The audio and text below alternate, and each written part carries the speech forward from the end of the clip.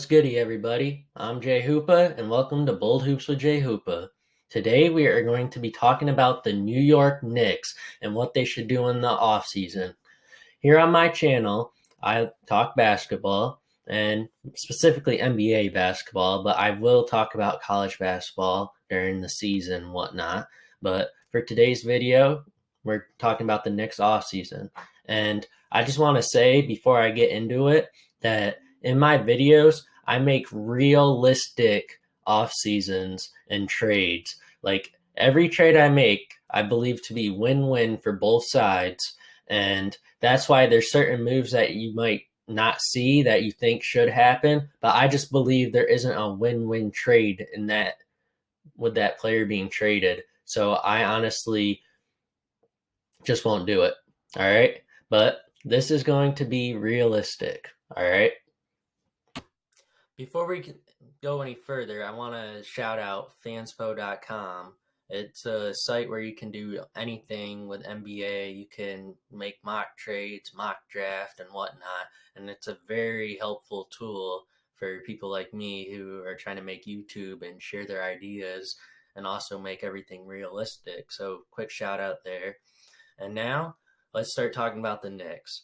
So, the Knicks are going to be competing. They're not in a rebuild. They're not in no type of young team or whatnot. They have their star in Jalen Brunson. The playoffs this year has proved that to me, and it should have to you. And I honestly think he could be a one option on a very good team for that could compete for a championship. Do I know? Do I exactly think he'll be a one option on a team that wins it all? Maybe not. Maybe he will. I have confidence in him though. He just needs a good two option and a good three option, which he does not have. As we just saw in the playoffs, they lost to the Heat. RJ Barrett and Julius Randle are very, very inconsistent. And as unfortunate as may be, I know many Knicks fans, such as you, Stephen A., want Randle to be traded. He just doesn't have any value to be traded. The only team I think that would even remotely consider trading for him is probably Memphis Grizzlies. And the Grizzlies don't have anything that you want. And I'll talk about that some other time, but I can honestly see Julius Randle going to the Grizzlies to be their third guy, maybe second guy around their core three and Ja, Bain, and Jackson. But that's for a different time to discuss. Anyways, Randle has no value in my opinion. I don't think any team wants to trade for him. And he's a great player. It's just, as we just saw, he's not a good playoff performer no matter how good he plays in in the regular season. His past two postseasons have been atrocious after phenomenal regular seasons. And he's very inconsistent. He might have one good playoff game, but then he'll have three bad. And that showed. But I also do want to say that if he didn't get hurt at the end of the regular season, we could be having a very different discussion. So that's why I think the Knicks should hold on to him, even though I think Obi Toppin should have proven that he's earned more minutes. Next, we talk about RJ Barrett.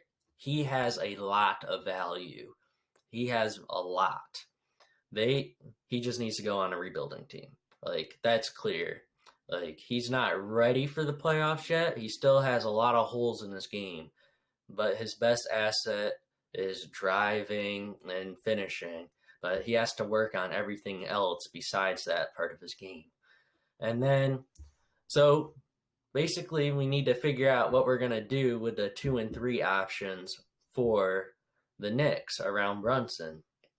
You have Randle, who's going to stay there, but he might need to take a lesser role if they ever want to make it to a conference finals or a finals. All right, next we have to look at the depth chart. You have your point guard. The shooting guard is kind of iffy right now, so we got to think about a shooting guard because if we are going to trade Barrett, that hole needs to be filled. I'm going to assume Josh Hart resigns.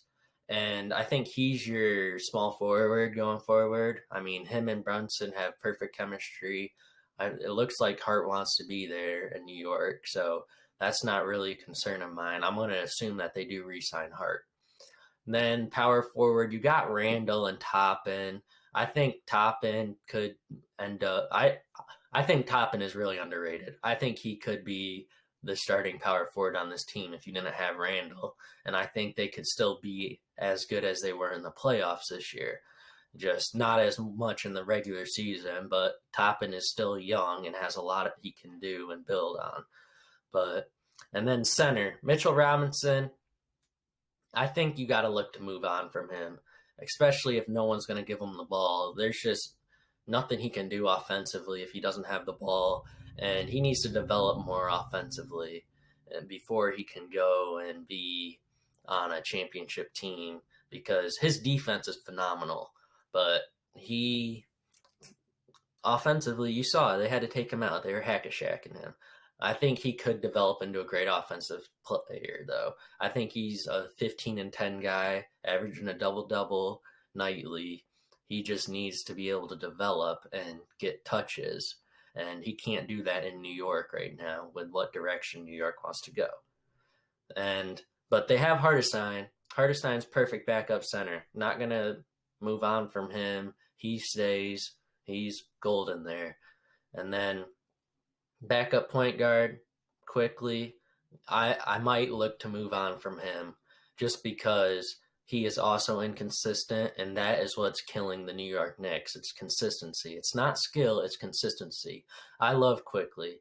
He is a phenomenal player. I love his game. I'm a big time Kentucky guy, and I've watched Kentucky play for a long time, and Quickly is a phenomenal player. But maybe I'll trade Quickly for another Kentucky guard, but we'll get into that later. Shooting guard, I already covered. Barrett's there, but we're going to get rid of him. And you also have Grimes. I think Grimes is a good backup guard. If he didn't get injured, his shoulder injury, that did play a factor in his shooting woes. But I think he's a good guy off the bench to have. He can play the 2 or the 3. He's good defensively, so it's not like even when he's shooting bad, he can't be on the floor. It's just there is another upgrade you can have there. And small forward, you just have Hart there, really. And that's your 9-man rotation. So what are we going to do to help build the Knicks up? All right. So now that we've covered that, we need to find a second and third option to Brunson, but we also need to find capable shooters to surround the team, given that we're going to have Brunson and Randall on that team as of right now. My first guy that I want to look at is Gary Harris on the Magic. You could try and trade for him. I would give up like Fournier. Maybe there's a reuniting aspect there. But I honestly don't think Gary Harris is the option that they're going to get because it would be too wonky to trade for him since he's making $13 million. But you can look into that since he was a big part on Denver's Western Conference final run a few years ago. But you also have free agent options. If Bogdan Bogdanovic wants to decline his player option, look into him as a good 2 guard. Malik Beasley is another option if he doesn't get picked up by the Lakers on his team option. Malik Beasley can shoot the ball well. He's just kind of fallen out of the Lakers rotation. And then a big free agent that I actually want the Knicks to sign, so I'm going to assume for this video they sign him, is Cameron Johnson. And Cameron Johnson is everything they need. He's a consistent shooter, and he's a proven shooter. He has performed in the playoffs back-to-back years now. And he did it with the Suns. Well, not necessarily last year with the Suns, but on their finals run, he was a big part of that. And then last year, he's a good shooter off the bench. He was their 6th man. As you can see, I got a Suns jersey up. Chris Paul is my favorite player. So I've watched a lot of Cam Johnson. And then when he was with the Nets this year in the playoffs, he was their best shooter, in my opinion. Like, he was consistent and shooting the ball well against Philly, and he kept them in a lot of games. So getting a guy like Cameron Johnson can perform on both ends of the floor and is a plus shooter, like very above average shooter. I think he is a perfect guy to play at the 2 or 3 for the New York Knicks next year. All right, now that I said the realistic thing that they do for shooting guard and Cameron Johnson, here's my bold take of the video. Look into trading for Jaylen Brown. All right. I'm hearing rumors he wants out of Boston. Well, he is a perfect guy to play the 2 and keeping the Knicks identity together in their physical and tough um, offense and defense. And like Jaylen Brown is a perfect 2 option. Like that's just a match made in heaven if you can pull the trade off. But this is realistic, so I'm not going to include him in that. But that's my bold take. Jaylen Brown to the Knicks. Next, we have to look at center options, since honestly, Mitchell Robinson isn't going to be able to be on this team after watching the postseason. He just can't be on it. He's going to be a good player if he's in the right situation, which I do have a perfect situation for him. But let's focus on who the Knicks should target. So they should definitely target Alperen Sengun from the Rockets. He's a very good trade option. I'll get more into that later. DeAndre Ayton would be interesting. I don't like the fit. I don't think he makes too much money right now. He makes too much money for the Knicks to actually need him, to actually go after him. Don't go after DeAndre Ayton. He's a good option, but he's not viable. Brook Lopez is interesting, but he demands too much money. Like it has to be a team-friendly deal if you go for Brook Lopez. And then the last one is Jakob Poeltl, who I think could be a great free agent target if everything's right. But then again, you never know with what the Knicks management wants to do, because if you're going to sign a free agent, you can't have Mitchell Robinson and Isaiah Hartenstein, since that's too much money for 3 centers. So you have to look to move on from one of them. And that's why I like a trade with the center spot rather than signing a center.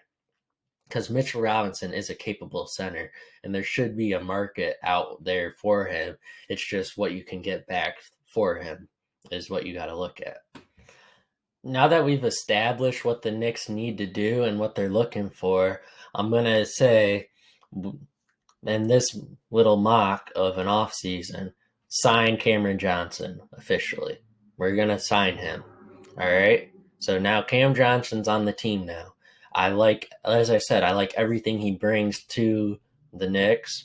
And I think even if you do have a scenario where Barrett and Randall are still on the team next year, I think that he's a very good fit alongside them. It's just make the money work, but I don't think you could overpay for Cameron Johnson unless he's asking for like $25 million. But I think if you could get him for a 4-year, $20 million at most, that's like the most expensive I would sign him for if I'm New York. But I think that's a very good deal for Cameron Johnson because, as I said, he is a phenomenal shooter and he is a perfect fit in this Knicks team. Now we have a trade. All right, this is our trade here. We're going to be making a trade with the Rockets. We're sending Mitchell Robinson and Emmanuel Quickley, a 2024 first-round pick, and then 2 second-round picks to the Rockets in exchange for Alperen Sengun, Ty Washington, and Jayshawn Tate. Now, let's look at what the Rockets are getting in Mitchell Robinson and Quickley and the draft capital first. They're getting Mitchell Robinson, who under Ime Udoka could definitely develop into a great offensive player. As I said, I think he has the potential to average a 15 and 10 double-double every night. He just needs more touches. And Robinson also will provide enough interior defense for that Rockets team, as they also have Jabari Smith Jr., who is also a great defender. So your front court defense is stacked. And Mitchell Robinson is perfect for what the Rockets want to do with Ime Udoka. So I think that's a brilliant pickup right there for the Rockets. And then Emmanuel Quickly, he could fit right in with Jalen Green and Kevin Porter Jr. Quickly could be the starting point guard, or if you Rockets and sign James Harden, which I want to be on the record and say that is a terrible move if you're the Rockets. But anyways, I'm looking at this as Emmanuel Quickly being the starting point guard there because he has the ability to play off the ball and space the floor around ISO scorers like Jalen Green and Kevin Porter Jr. And Quickly is a great defender. So he'll definitely guard the best guard every night.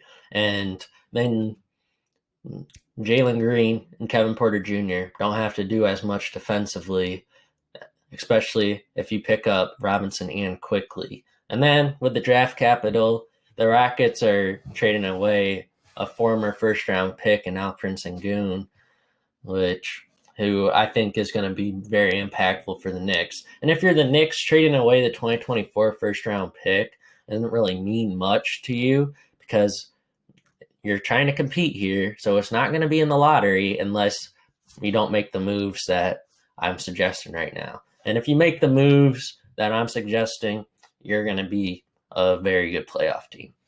So for the first player coming over to New York, we're going to talk about is Alperen Sengun. Alperen Sengun has a lot of Jokic in his game. He has a great post scoring repertoire and he can play make. And in my opinion, Jalen Brunson, as good of a point guard as he is a better scoring guard. So you want a guy that can score the basketball with Jalen Brunson and he can also facilitate. And Alperen Sengun can do both, and it will take a lot of playmaking pressure off of Jalen Brunson. So when Jalen Brunson goes for 40-point games in the playoffs, he isn't also having to have 8 assists in order for you to win. And Alperen Sengun can bring a lot of playmaking that Jokic does. He's not as good as Jokic. He's not going to be as good as Jokic, but he plays similar style. And I believe the Knicks do have a lot of potential to be like the Nuggets with the roster they have. But you got to start by making a move to get a center that can play make and score in the post. And next is Ty Washington. Ty Washington is another great Kentucky guard. Go look at his G League stats and tell me he couldn't be a perfect backup point guard for you. And I also like Miles McBride as a backup point guard too for the Knicks. So I think Washington and McBride can compete with each other for the backup spot. But Ty Washington is definitely a better and more proven shooter in my opinion. And as I said, I'm a big Kentucky guy. So I think a Kentucky guard for Kentucky guard can pay off for the New York Knicks. Next, I have Jayshawn Tate right there, also coming over. And Tate plays a lot like Josh Hart, in my opinion. So if you in a world where you don't re-sign Hart, which I 110% believe that New York Knicks are going to re-sign Josh Hart. And I think that's basically guaranteed. Jayshawn Tate brings the exact same value to a team that Josh Hart does. And I think Tate can do everything Hart does. And now for our last move, we are going to be trading RJ Barrett. Where do you think he'll end up? Well, he is going to end up in Indiana and be in the backcourt with Tyrese Halliburton next year in this scenario.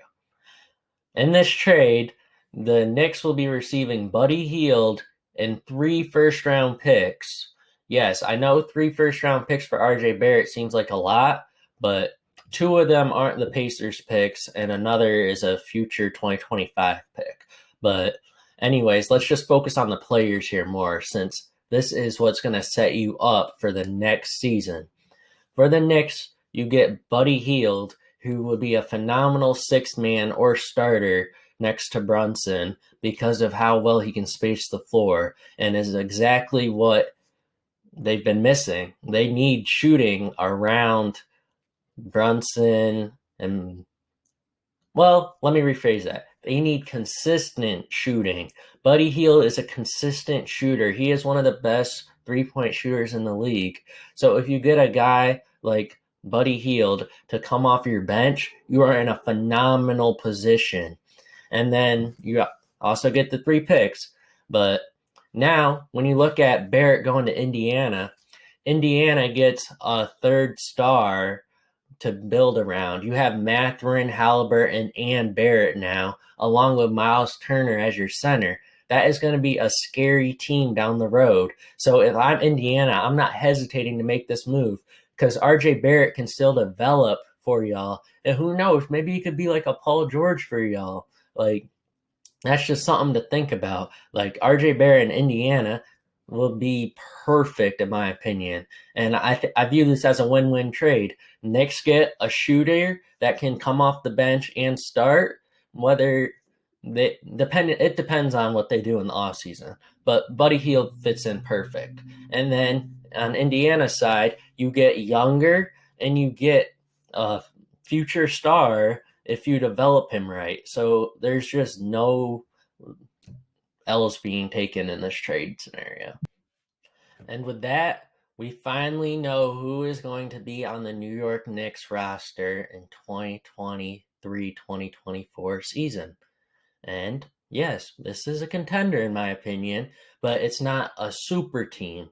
And it is a realistic outlook of what the team could look like if the management is smart.